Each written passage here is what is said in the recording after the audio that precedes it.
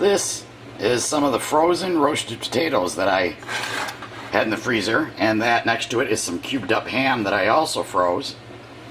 And I'm going to fry them up in a frying pan here and see how well they held up to being frozen. Okay, fire's on. There's the frozen ham and some of those frozen potatoes, and we're going to see how well they cook up. Freeze everything in because there's just me that lives here. So when I cook, I have to cook for one. And typically if something goes in the refrigerator as a leftover, it actually just ends up in the garbage can a couple days later. So what I'm trying to do is prepare stuff so I can take them out in the small amounts for a single person that would last 1 or 2 meals at a time instead of, you know, not knowing how to cook for one person. I think I'd learn after all these years. But anyway, the freezing thing seems to work out good for me.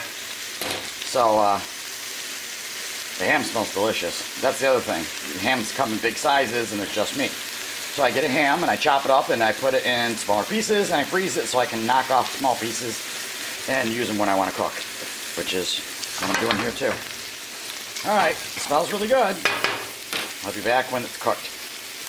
This has only been cooking, I don't know, 5 minutes. The smell is unbelievable. All of a sudden, the potatoes, as they started to cook, or defrost, whatever they were doing, it smells like roasted potatoes. So good in here. And of course, that on top of the smell of the ham, which is still frozen, but it's getting there. And not a lot of oil in the pan because I don't want everything to absorb the oil because I was concerned about the mush factor with the texture as this stuff defrosts. But so far, so good. And the way I see it, at this point, you cannot tell that these just came out of the freezer. They look fresh cooked. So I think this is going to be awesome. The final proof will be when they're all done and when I taste them and see if they taste like fresh potatoes and ham. I'd say a total of 15 minutes to cook this. And I am very pleased to say it didn't turn into mush. Everything held its shape and it smells wonderful. Taste test coming up.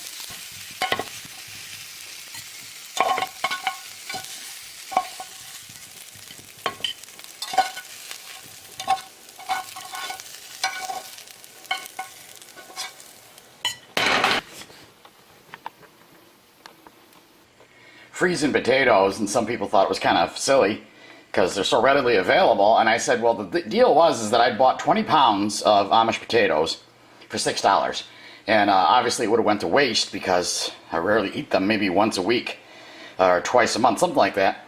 So for me, freezing them was essential. And then we were laughing because somebody had posted what's the difference between Amish potatoes and store-bought potatoes, and my son and my father thought it was kind of funny.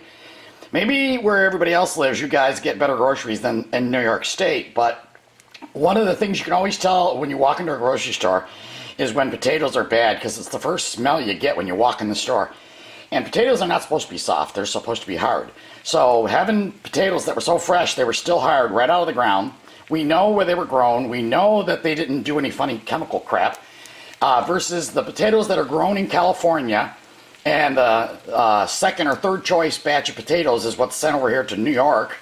So yeah, that's the difference between Amish potatoes that are grown right in this vicinity versus all the potatoes that come from some other state that were shipped over here after the grade A potatoes were removed for the state they were grown in. So that's the difference between why I thought it was a big deal to have Amish potatoes. And so now, here's my eggs cooking up, and there's my Amish butter.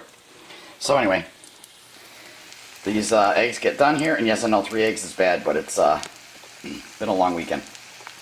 So let me get this done, and I'm going to taste those taters, and we're going to get to whether or not they taste like they should. Is my cooked frozen potatoes and frozen ham. The ham was, of course, no brainer. It was going to freeze with no problems, but like I said, it's the first time I ever froze potatoes, and in this case they were roasted and frozen, and I can tell you they are yummy. So if you've got a lot of fresh potatoes and you don't want to see them go to waste and turn soft or whatever, now you know what you can do with them. And the video's somewhere on my list of videos where I showed how to freeze potatoes. Yum yum.